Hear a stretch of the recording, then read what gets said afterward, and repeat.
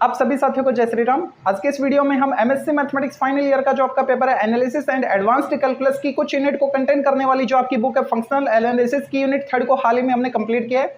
आज के इस लेक्चर में यूनिट 3 में क्या सिलेबस था, उसमें से हमने कितने वीडियो अपलोड किए हैं और उन वीडियोज में से भी आपको कितना सिलेक्टेड पोर्शन सिलेक्टेड कंटेंट पढ़ना है, ये सब डिस्कशन आज के इस लेक्चर में हम कर रहे हैं।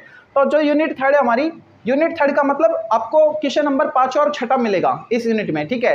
अगर सिंगल आता है तो पूरे का पूरा 20 नंबर का आएगा, जैसे 5 क्वेश्चन पार्ट वाइज आके सिंगल आ रहा है तो 20 नंबर का, ठीक है। और पार्ट वाइज आ रहा है तो 10-10 नंबर के पार्ट होंगे उसके, ठीक है। तो उसमें से आपको कौन कौन से टॉपिक मैंने करवाए हैं, कौन कौन से छोड़े हैं और कौन कौन से आपको करने हैं, इस पे हम डिस्कस कर रहे हैं, ठीक है।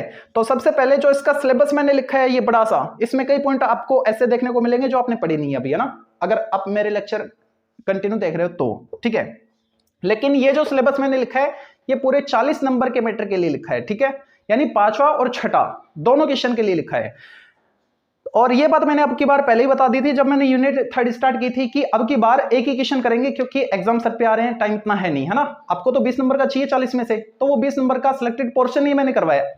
मेरे सारे के सारे जो 10 लेक्चर इस यूनिट के बन रहे हैं वो अगर आप देख रहे हो तो बहुत अच्छी बात है, 10 के 10 देख लो तो, वरना कुछ सिलेक्टेड मैं बताऊंगा लेकिन उसमें थोड़ा रिस्क है। कितना रिस्क है, कहां रिस्क है, वो भी मैं बताऊंगा, ठीक है। तो ये जो सिलेबस है, इस सिलेबस में क्या क्या है, इक्विवेलेंट नॉर्म्स हमने अच्छे से किया है, basic properties of finite dimensional non linear spaces and compactness, इसको भी हमने किया है, रीज लेमा को भी हमने किया है, मल्टीलीनियर मैपिंग को भी किया है, ओपन मैपिंग थ्योरम को भी किया है, क्लोज्ड ग्राफ थ्योरम को भी किया है, लेक्चर 10 यहां तक। उसके बाद जो भी है ना उनको नहीं किया, ठीक है। अब इतना जो पोर्शन हमने किया है उसमें से ये वाला यहां से यहां तक लेक्चर 1 2 3 4 आपको देखने को मिलेगा, बेसिक प्रॉपर्टीज यहां से लेके और रीज लेमा तक, ठीक है। जो finite dimensional non linear space की मैंने लगभग 6 थ्योरम करवाई थी, आपको बोल के करवाई थी कि इसकी लगभग 6 थ्योरम आएंगी, ठीक है। तो उन 6 थ्योरम से एक क्वेश्चन आने की पूरी पूरी चांस है ना।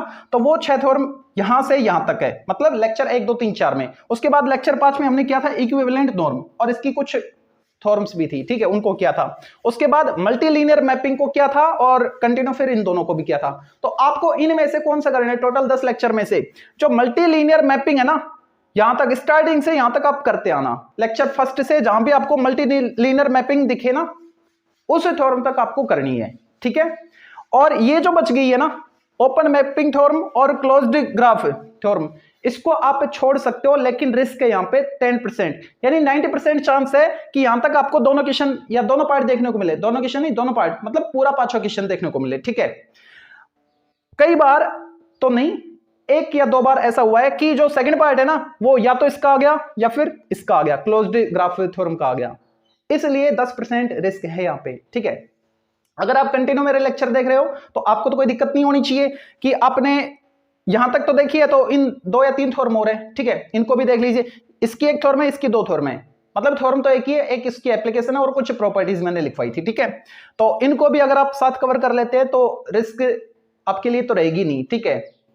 और अगर आप नहीं पढ़ रहे हो, यहां तक ही पढ़ा आपने, और तो फिर अगर आप लकी हुए तो आपको 20 नंबर का मैटर यहां तक मिल जाएगा, मल्टीलीनियर मैपिंग तक, ठीक है।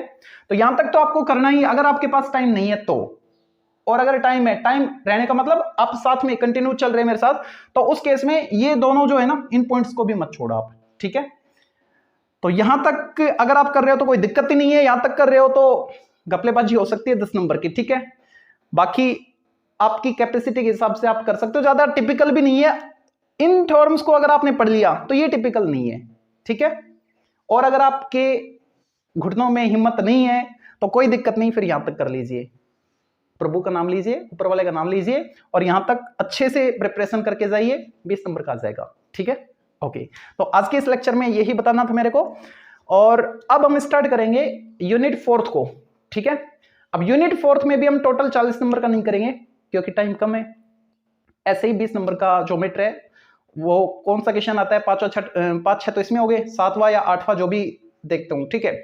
अगर उसमें इजी पड़ेगा 7वां तो 7वां करवा देंगे, 8वां पड़ेगा तो 8वां करवा देंगे, ठीक है। मतलब एक क्वेश्चन करवाएंगे, कहने का मतलब 20 नंबर का जो मैटर है उस 20 नंबर का मैटर यूनिट 4 से प्रोवाइड करवाएंगे, ठीक है। Thank you, best of luck.